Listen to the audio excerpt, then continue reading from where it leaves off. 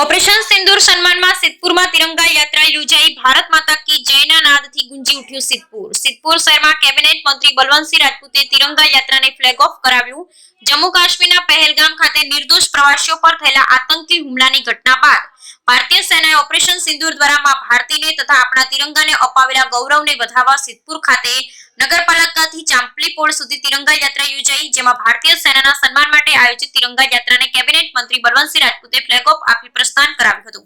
Cabinet મંત્રી બલવંતસિંહ રાજપૂતે જણાવ્યું કે ભારતીય સેના ઓપરેશન સિંદૂર દ્વારા પાકિસ્તાનના ઘરમાં ઘૂસી આતંકવાદીઓના ઠેકાણાનો નાશ કર્યો। વિશ્વએ પણ ભારતની નોંધ લીધી છે।